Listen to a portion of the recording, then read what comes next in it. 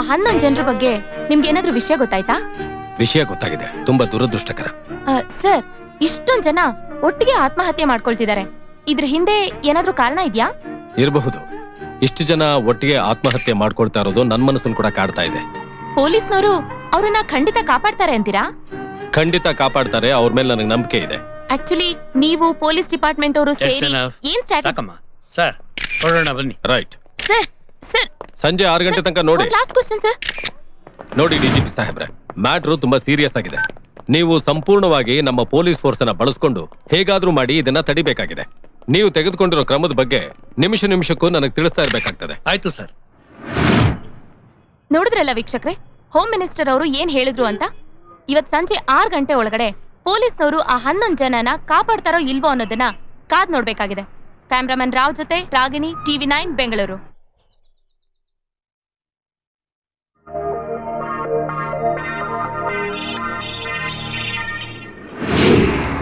ಅಮ್ಮ, ನಿನ್ನ ಉದ್ಧಾರ ಮಾಡಕ್ಕೆ ನಾವು ಹಗಲು ರಾತ್ರಿ ಕಷ್ಟಪಟ್ಟು ದುಡಿತೀವಿ. ನಿನ್ನ ಯೋಗ್ಯತೆಗೆ ಎದೆ ಸೀಳಿದ್ರು 3 ಅಕ್ಷರ ಬರಲ್ಲ. ಈ ಸಾರಿನೂ ಫೇಲ್ ಆಗಿದ್ಯಾ? 24 ಗಂಟೆ ಗಿಟಾರ್ ಹಿಡ್ಕೊಂಡು ಟುಯ್ಯ ಅಂತ ಬಾರಿಸ್ತಾ ಇದ್ರೆ ಯಾರು ಊಟ ಹಾಕಲ್ಲ. ಅದನ್ನೇ ಹಿಡ್ಕೊಂಡು ಭಿಕ್ಷೆ ಬೇಡಬೇಕಾಗುತ್ತಷ್ಟೇ. ನಾಳೆನೆ ನಿನ್ನ ಹಾಸ್ಟೆಲ್ಗೆ ಹಾಕ್ತೀನಿ. ಅಲ್ಲಿ ಭಿಕ್ಷುಕರ ತರ ಹರಿಸಿದ ಅನ್ನ ಸಾಂಬಾರು ತಿನ್ನಕ್ ಸಾಲಲ್ಲಿ ನಿಂತಾಗ್ಲೇ ನಿಂಗೆ ಬುದ್ಧಿ ಬರೋದು. ಸಾಲಲ್ಲಿ ನಿಂತಾಗ್ಲೇ ನಿಂಗೆ ಬುದ್ಧಿ ಬರೋದು. ಸಾಲಲ್ಲಿ ನಿಂತಾಗ್ಲೇ ನಿಂಗೆ ಬುದ್ಧಿ ಬರೋದು.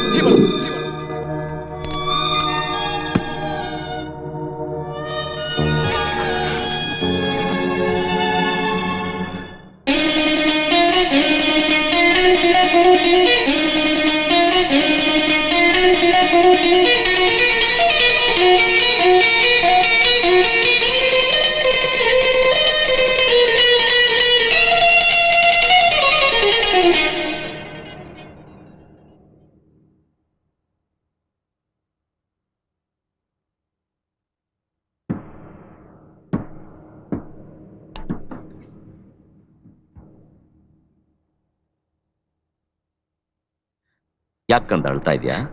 ಅಪ್ಪ ಅಮ್ಮ ನೆನಪಾಯ್ತಾ? ಇಲ್ಲ. ಮತ್ತೆ ಸಾಯಕ್ ಇಷ್ಟ ಇಲ್ವಾ? ಡ್ರೈವರ್, ಬಸ್ ನಿಲ್ಸಪ್ಪ. ಬೇಡ ಅಂಕಲ್. ಮತ್ ಯಾಕೆ ಹೇಳು? ಇವತ್ ನನ್ ಬರ್ತ್ಡೇ ಅಂಕಲ್.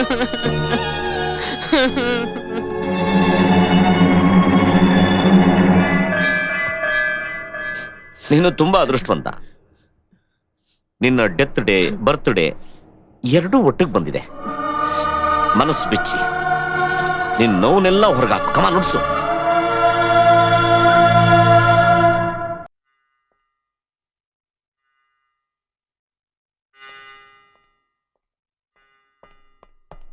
ಏನ್ರಿ, ಇವತ್ ಬೆಳಿಗ್ಗೆ ಆಕ್ಸಿಡೆಂಟ್ ಅಲ್ಲಿ ಪ್ರೆಸ್ ರಿಪೋರ್ಟರ್ ಸತ್ತೋದ್ರಲ್ಲ, ಅವ್ರ ಪರ್ಸಲ್ಲಿ ಈ ಪಾರ್ಕ್ ಎಂಟ್ರಿ ಟಿಕೆಟ್ ಸಿಕ್ತು ಸರ್.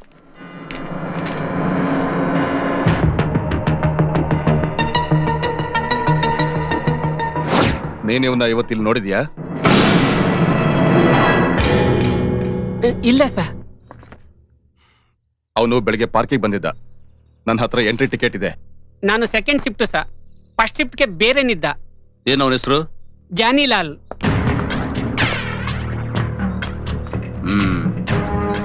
ಫಸ್ಟ್ ಶಿಫ್ಟ್ ಇರ್ಲಿದ್ನಲ್ಲ ವಾಚ್ಮೆನ್, ಅವನ್ ಮನೆ ಗೊತ್ತಾ? ಗೊತ್ತು ಸರ್.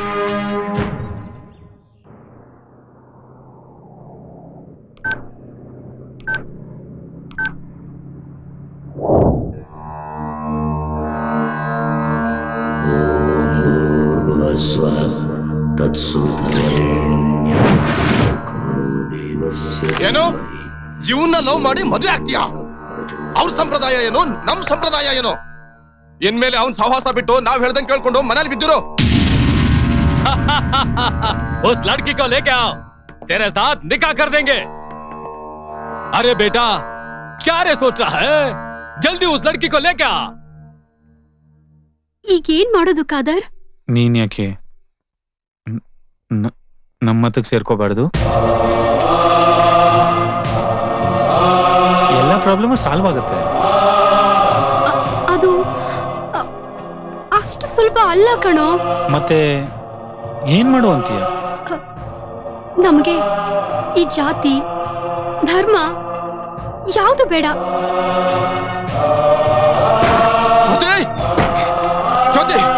ಏನ್ರಿ? ಆ ಹುಡುಗನ ಕಡೆಯವರು ನಮ್ ನಂದಿನಿನ ಕಿಡ್ನಾಪ್ ಮಾಡ್ಕೊಂಡು ಹೋಗಿದ್ದಾರೆ. ಅಯ್ಯೋ ದೇವ್ರೇ. ಭಯ್ಯ ಭಯ್ಯ ನಿಮ್ ಮಗನ ಹುಡುಗಿ ಕಡೆ ಎತ್ತಾಕೊಂಡು ಹೋಗ್ಬಿಟ್ರು ಭಯ್ಯ.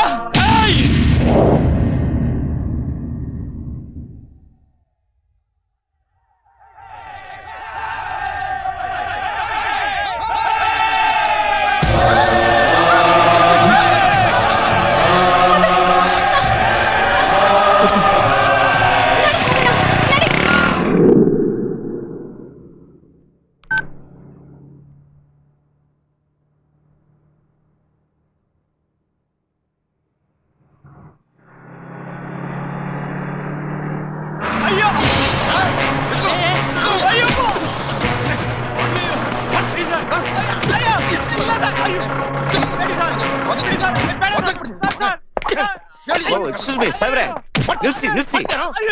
ಏನಾಯ್ತು? ಬೆಟ್ಟು ತುದಿಲ್ ನಿಂತ್ಕೊಂಡು ಕೆಳಗಡೆ ಬಿದ್ದು ಸೂಸೈಡ್ ಟ್ರೈ ಮಾಡ್ತಾ ಇದ್ದ. ಹೇಗೋ ಅಲ್ಲಿಂದ ಬಚಾವ್ ಮಾಡಿ ಜೀಪ್ ಅಲ್ಲಿ ಕೂರ್ಸ್ಕೊಂಡು ಕರ್ಕೊಂಡ್ ಬರ್ತಿದ್ರೆ ಮತ್ತೆ ಜೀಪ್ ಇಂದ ಜಂಪ್ ಮಾಡಿ ನಿಮ್ಮ ಬಸ್ ಕೆಳಗಡೆ ಬಿದ್ದು ಸಾಯಕ್ ಬಂದಿದ್ದಾನೆ ಈ ದರಿದ್ರ ನನ್ ಮಗ. ಪಾಪ ಮೊದ್ಲೇ ನೊಂದಿದ್ದಾನೆ, ಯಾಕೆ ಕೈ ಮಾಡ್ತೀರಿ? ಕಾನೂನು ಪ್ರಕಾರ ಆಕ್ಷನ್ ತಗೊಳ್ಳಿ. ಆಯ್ತು ಸರ್, ನಡೆಯೋ ಸ್ಟೇಷನ್ಗೆ. ಸರ್ ಪ್ಲೀಸ್ ಸರ್, ನಾನ್ ಸಾಯ್ಬೇಕು ಸರ್, ಬಿಟ್ಬಿಡಿ sir. Sir please sir, please sir. ಒಂದ್ಸಲ ಭೂಮಿ ಮೇಲೆ ಹುಟ್ಟಿದ್ಮೇಲೆ ಮುಗೀತು. ತಿನ್ನೋದು ಬದುಕೋದು ನಿನ್ನಿಷ್ಟ, ಆದ್ರೆ ಸಾಯೋದು ನಿನ್ನಿಷ್ಟ ಅಲ್ಲ. ಅದಕ್ಕೆ ಅಂತ ಬೇಕಾದಷ್ಟು ಕಾನೂನುಗಳಿದೆ. ನಡೆಯೋ ಸ್ಟೇಷನ್ಗೆ. ಸರ್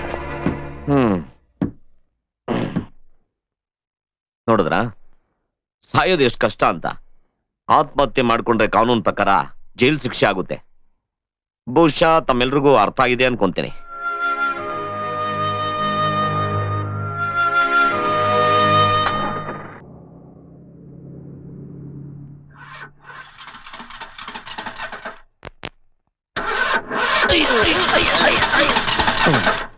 ಏನಾಯ್ತ್ರಿ ತಲ್ಬಾಗ್ಲು?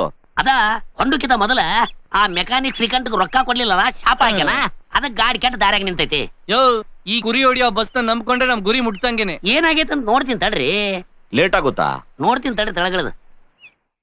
ಸರ್ 3 ದಿನ ಆಯ್ತು ಊಟ ಮಾಡಿ, ಕಡೆ ಸಲ ಆದ್ರೂ ಊಟ ಕೊಡ್ಸಿ ಸರ್. ನಾನು ಎಷ್ಟು ತಿಂತೀರಾ?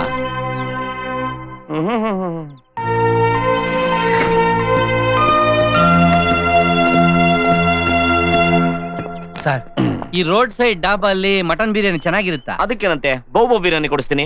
ಬೇಡ, ವೆಜಿಟೇರಿಯನ್ ತಿಂತೀನಿ. ಎಕ್ಸ್ಕ್ಯೂಸ್ ಮೀ, ಆ? ಏನ್ರಿ ಮಚ್ಚೆ ಬಲ್ಗಡೆ ಇದೆಯಲ್ಲ? ಸ್ಟಾರು ಅಂತ ಹೇಳ್ತಾರೆ ಸರ್. ಯಾವ ನನ್ ಮಗ ಹೇಳಿದ್ರಿ? ಮಚ್ಚೆ ಬಲ್ಗಡೆ ಇದ್ರೆ ಸ್ಟಾರ್ ಅಲ್ಲ, ಎಡಗಡೆ ಇದ್ರೆ ಸ್ಟಾರು. ಹೌದಾ ಸರ್? ಮತ್ತೆ ಡಾಕ್ಟರ್ ರಾಜ್ಕುಮಾರ್ ಎಡಗಡೆ ತಾನೆ ಮಚ್ಚೆ ಇದ್ದಿದ್ದು. ಮತ್ತೆ ಆ ಡಬ್ಬಾ ನನ್ನ ಮಗ ಶಾಸ್ತ್ರದವನು ರೈಟ್ ಸೈಡ್ ಇದ್ರೆ ಲಕ್ಕು ಅಂದ. ಅದಕ್ಕೆ ಕ್ಲೀನ್ ಕೃಷ್ಣಪ್ಪ. ಕನ್ಫರ್ಮ ಸರ್? ಹೌದಪ್ಪಾಜಿ. ಈಗ ಸರ್ ಇದು ಡೂಪ್ಲಿಕೇಟಾ? ಹೌದು ಸರ್. ಎಕ್ಸ್ಕ್ಯೂಸ್ ಮೀ, ಮಚ್ಚೆ ಅಲ್ಲೇ ಅಲ್ಲ, ಇನ್ನೊಂದ್ ಕಡೆ ಇದ್ರು ಸ್ಟಾರು. ಎಲ್ಲಿ ಸರ್?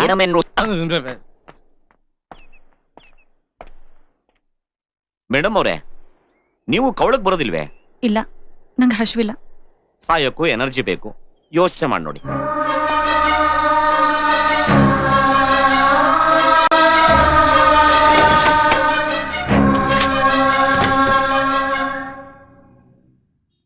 ಸಂಧ್ಯಾ ಎಲ್ಲ ಆಡ್ಕೊಂಡ್ ಬಂದ್ಬಿಟ್ಲು. ಬಿನ್ನಾಣಿಗಿತ್ತಿ ಓಡಾಡ್ಕೊಂಡು ಬಂದ್ಬಿಟ್ಲು. ಹೇಳೆ ಬರೀ ಬಂದ್ರೆ ಕಾಲ್ ಹೊಡ್ತೀನಿ ಅಂತ ಹೇಳಿರ್ಲಿಲ್ವೇನೆ?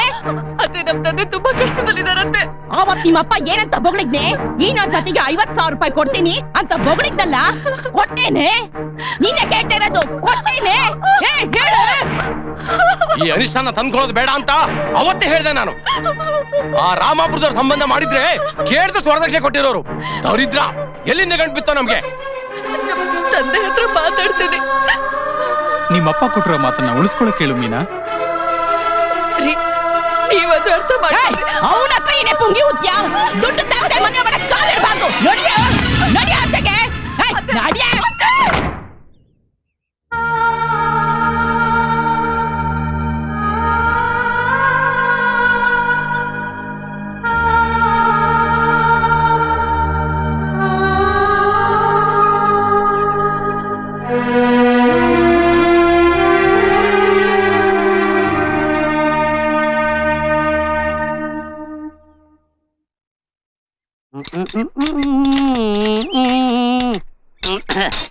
ಇಂತ ಹೊಸ ಹೊಸ ಸಿನಿಮಾನ ಟಿವಿಲಿ ಹಾಕಿರೋ ಥಿಯೇಟರ್ ಯಾವ ನನ್ನ ಮಗ ಬಂದ್ ಸಿನಿಮಾ ನೋಡ್ತಾನೆ? ನನ್ನಂತ ಪ್ರೊಡ್ಯೂಸರ್ ಹೊಟ್ಟೆ ಹೊರ್ಸ್ಬಿಡಿ, ಚೇಂಜ್ ಮಾಡಿ. ಏನ್ ಚೇಂಜ್ ಮಾಡುದು? ಈ ಟಿವಿ ಹಣೆ ಬರನೇ ಇಷ್ಟು. ಗಂಡ ಹೆಂಡತಿ ಜಗಳ ಆಡಿ ಬೇರೆ ಆದ್ರೆ ಅವ್ರನ್ನ ಟಿವಿಲಿ ಕರೆದು ಇಂಟರ್ವ್ಯೂ ಮಾಡ್ತಾರೆ. ಇನ್ನು ಈ ಜನ್ಮದಲ್ಲಿ ಇವ್ರ ಹಣೆ ಬರ ಎಂತಂತಾನೆ ಗೊತ್ತಿಲ್ಲ, ಹಿಂದಿನ ಜನ್ಮದ ಹೇಳ್ತಾರಂತೆ. ಚಾನೆಲ್ ಚೇಂಜ್ ಮಾಡ ಮರೆಯ. ಆತ್ಮಹತ್ಯೆ ಮಾಡಿಕೊಳ್ಳಲು ಹೋದವರ ವಿಷಯ ಇನ್ನೂ ನಿಗೂಢ. ನಗರದ ಸಾರ್ವಜನಿಕರಲ್ಲಿ ಮನೆ ಮಾಡಿದೆ ಆತಂಕ. ಸಾಮೂಹಿಕ ಆತ್ಮಹತ್ಯೆಗೆ ಇನ್ನುಳಿದಿರೋದು 2 ಗಂಟೆ ಬಾಕಿ. ಇಂದು ಸಂಜೆ 6 ಗಂಟೆಗೆ 11 ಜನರ ಗುಂಪೊಂದು ಸಾಮೂಹಿಕ ಆತ್ಮಹತ್ಯೆ ಮಾಡಿಕೊಳ್ಳಲು ಹೊರಟಿರುವ ವಿಷಯ ಸಾರ್ವಜನಿಕರಲ್ಲಿ ಆತಂಕ ಮೂಡಿಸಿದೆ. ಪೊಲೀಸ್ ಇಲಾಖೆ ಅವರನ್ನೆಲ್ಲ ಹುಡುಕೋದ್ರಲ್ಲಿ ಸತತವಾಗಿ ಕಾರ್ಯನಿರತವಾಗಿದೆ. ಅವರನ್ನೆಲ್ಲ ಮರಣ ದೀಕ್ಷೆಗೆ ಕರೆದೊಯ್ತಾ ಇರೋ ಆ ಅಪರಿಚಿತ ವ್ಯಕ್ತಿ ಯಾರೆಂಬುದು ಇನ್ನೂ ತಿಳಿದು ಬಂದಿಲ್ಲ. ಈ ಸಾಮೂಹಿಕ ಆತ್ಮಹತ್ಯೆಯ ಡೆಡ್ ಲೈನ್ಗೆ ಇನ್ನೂ ಕೇವಲ 2 ಗಂಟೆ ಕಾಲಾವಧಿ ಇರೋದ್ರಿಂದ ಜನರಲ್ಲಿ ಆತಂಕ ಮತ್ತಷ್ಟು ಹೆಚ್ಚಾಗ್ತಾ ಇದೆ. ಮುಂದಿನ 2 ಗಂಟೆಗಳಲ್ಲಿ ಏನಾಗುತ್ತೆ ಅನ್ನೋದನ್ನ ಕಾದು ನೋಡಬೇಕಾಗಿದೆ.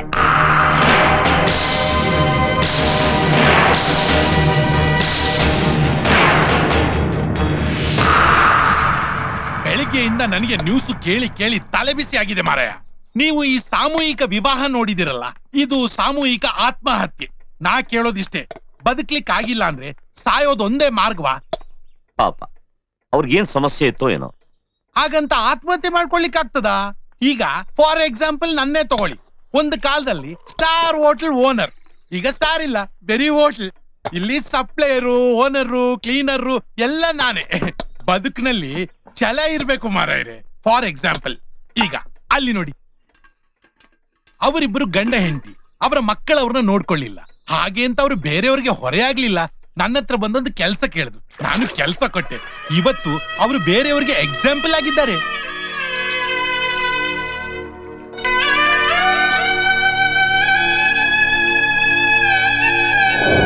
ಹತ್ತು ವರ್ಷಗಳಿಂದ ಅಪ್ಪ ಅಮ್ಮನ ನಾನೇ ನೋಡ್ಕೊತಾ ಇದ್ದೀನಿ. ಇನ್ಮೇಲೆ ನನ್ ಕೈಲಿ ಆಗಲ್ಲ. ಅವ್ನ್ ಕರ್ಕೊಂಡೋಗಿ ನೀನೇ ಸಾಕು. ನಮಗೂ ಮುದ್ಕರ್ ಕಾಟ ಸಹಿಸಿ ಸಾಕಾಗಿದೆ. ನೀವೇನಾದ್ರೂ ನಿಮ್ಮ ಅಪ್ಪ ಅಮ್ಮನ ಮನೆ ಕರ್ಕೊಂಡ್ ಬಂದ್ರೆ ನಾನು ನನ್ನ ತವ್ರ ಮನೆಗೆ ಹೋಗ್ಬೇಕಾಗತ್ತೆ ಅಷ್ಟೇ. ಏಯ್, ನೀನ್ ಯಾಕೆ ಹೋಗ್ತೀಯಾ? ಕೆಲಸ ಕೊಡ್ಸಿ ಮದುವೆನೂ ಮಾಡಿಲ್ವಾ? ಆ ಋಣಕ್ಕೋಸ್ಕರ ಇವನು ತಂದೆ ತಾಯಿಗೆಲ್ಲ ಸಾಕ್ಲೇಬೇಕು. ಅಪ್ಪಯ್ಯ ಇರೋ ಒಂದ್ ಸೈಟ್ ಮಾರ್ಬಿಟ್ಟು ನೀನ್ ಜೀವನ ಮಾಡಕ್ಕೆ ಅಂಗಡಿ ಹಾಕೊಡ್ಲಿಲ್ವಾ? ನ್ಯಾಯವಾಗಿ ನೋಡಿದ್ರೆ ಅಪ್ಪ ಅಮ್ಮನ್ ನೀನೇ ಸಾಕ್ಬೇಕು. ನೀನ್ ನನಗ್ ನ್ಯಾಯ ಹೇಳಕ್ ಬರ್ಬೇಡ. ಆಗಲ್ಲ ಅಂದ್ರೆ ಆಗಲ್ಲ. ಆಗಲ್ಲ ಅಂದ್ರೆ ಎಲ್ಲೋಗ್ತಾರ ಅವರು? ಯಾವ್ದಾದ್ರೂ ಅನಾಥಾಶ್ರಮಕ್ಕೋ ವೃದ್ಧಾಶ್ರಮಕ್ಕೋ ಬಿಟ್ಟು ಬನ್ನಿ. ನಿಮಗ್ ನಾನ್ ಬೇಕಾ ನಿಮ್ಮ ಅಪ್ಪ ಅಮ್ಮ ಬೇಕಾ? ಯಾರ್ ಬೇಕೋ ನೀವೇ ಡಿಸೈಡ್ ಮಾಡಿ. ನಿಮ್ಮ ಅಪ್ಪ ಅಮ್ಮ ಸಾಯೋವರೆಗೂ ನಮ್ಗೆ ಯಾರಿಗೂ ನೆಮ್ಮದಿ ಇಲ್ಲ ರೀ.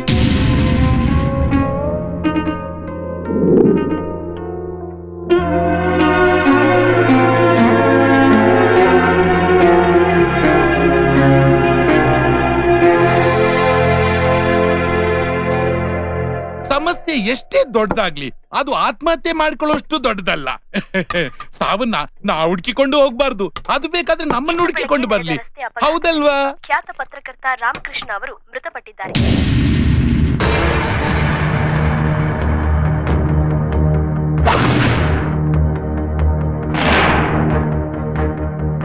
ಅಪಘಾತ ನಡೆದ ಸ್ಥಳದಲ್ಲಿ ಪತ್ರಕರ್ತ ರಾಮಕೃಷ್ಣ ಅವರ ಮೊಬೈಲ್ ದೊರೆತಿದ್ದು ಅದರಲ್ಲಿ ಸಾಮೂಹಿಕ ಆತ್ಮಹತ್ಯೆಗೆ ಹೊರಟಿರೋರ ಬಗ್ಗೆ ಕೆಲವು ಮಾಹಿತಿಗಳು ಲಭ್ಯವಾಗಿದೆ ಎಂದು ಡಿವೈಎಸ್ಪಿ ಅರವಿಂದ್ ತಿಳಿಸಿದ್ದಾರೆ. ಈ ಮಾಹಿತಿಗಳಿಂದ ಆತ್ಮಹತ್ಯೆಗೆ ಹೊರಟಿರೋರ ಬಗ್ಗೆ ಸುಳಿವು ಸಿಗುವುದೇ ಎಂದು ಕಾದು ನೋಡಬೇಕಾಗಿದೆ. ಕ್ಯಾಮರಾಮನ್ ರಾವ್ ಜೊತೆ ರಾಗಿಣಿ, TV9 ಬೆಂಗಳೂರು. ಆತ್ಮಹತ್ಯೆಯ ನೆಪದಲ್ಲಿ ಇವ್ರನ್ನೆಲ್ಲ ಕೊಲೆ ಮಾಡ್ತಾ ಇದ್ದಾರೆ.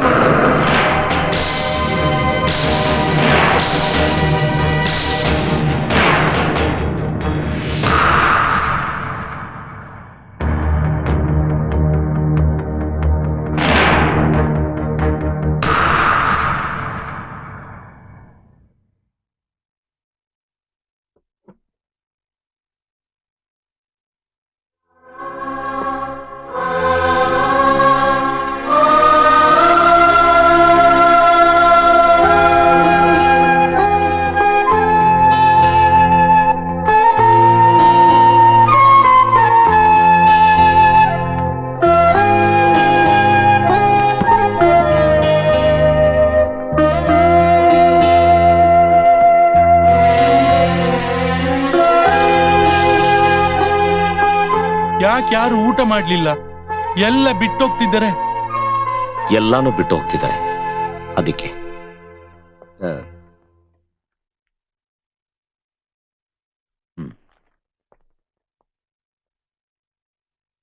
ಎಂತ ಇದು?